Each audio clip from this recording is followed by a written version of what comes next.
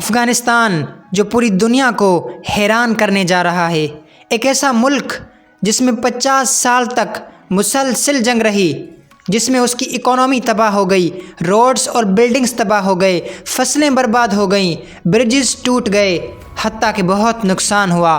لیکن اب سب کچھ بدلنے جا رہا ہے۔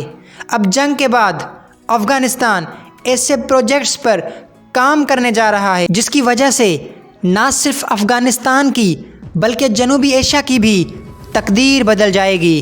Now Afghanistan will be the developed and superpower country in the future.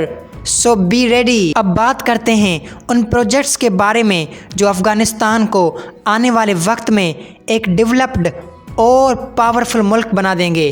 جنگ ختم ہونے کے بعد جو طالبان نے سب سے پہلا کام کیا وہ یہ تھا کہ معدنی ذخائر کو تلاش کرنے اور اپنے ملک کی اکانومی کو مضبوط کرنے کا فیصلہ کیا، اور اب طالبان گورنمنٹ اپنی سرزمین سے لیتھیم، سونا، تیل اور دیگر قیمتی معدنیات نکال رہی ہے۔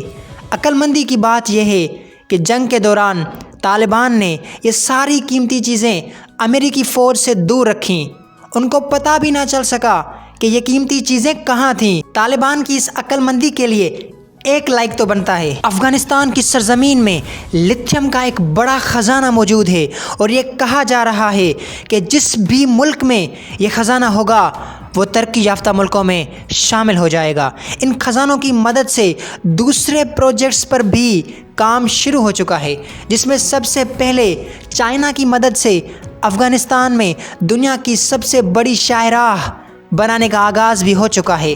یہ شاہراہ پہاڑی راستوں کو کاٹ کر بنائی جا رہی ہے، اور یہ شاہراہ افغانستان کے تمام علاقوں کو زمینی طریقے سے آپس میں جوڑ دے گی، اور اس کے علاوہ 6 ہائی ویز اور بھی بنائے جا رہے ہیں جو افغانستان کے صوبوں، شہروں اور مختلف گاؤں کو آپس میں ملا دیں گے، جس کی وجہ سے افغانستان کے صوبے، شہر اور گاؤں ایک دوسرے سے کنیکٹ رہیں گے۔ ایک اور پروجیکٹ افغانستان میں 2 جدید شہر بھی بنائے جا رہے ہیں جس پر ٹیکنالوجی کی مدد سے تیزی سے کام ہو رہا ہے۔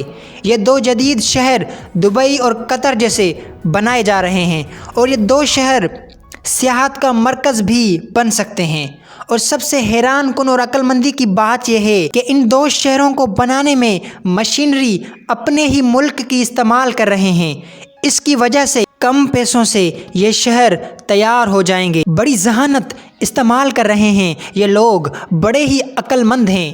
ایک اور بہت بڑا پروجیکٹ گیس پائپ لائن کا ہے۔ ترکمانستان کے ذریعے افغانستان گیس حاصل کرنے جا رہا ہے، اور یہ منصوبہ افغانستان کو گیس کے شعبے میں خود کفیل بنا دے گا، اور افغانستان اس پروجیکٹ سے نئے پروجیکٹس بھی شروع کر سکتا ہے۔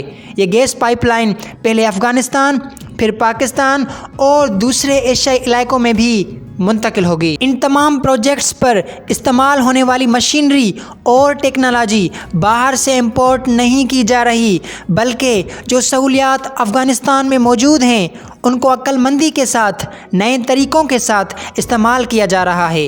افغانستان کے انجینئرز پوری ایمانداری اور محنت کے ساتھ یہ کارنامے سر انجام دے رہے ہیں۔ اب افغانستان کی عوام حکومت سے بہت زیادہ خوش دکھائی دیتی ہے، عوام کا معیار زندگی بھی بلند ہو رہا ہے، اور بے روزگاری بھی ختم ہونے جا رہی ہے۔ اور ایک ایسا میگا پروجیکٹ جس نے دنیا کو حیران اور پریشان کر رکھا ہے وہ یہ ہے کہ افغانستان دنیا کا سب سے بڑا مصنوعی دریا بنانے جا رہا ہے، اور یہ دریا افغانستان جیسے بنجر ملک کو زرخیز اور زرعی ملک بنا دے گا، اور افغانستان غذائی چیزیں پیدا کرنے میں دنیا کا سب سے بڑا ملک بن جائے گا۔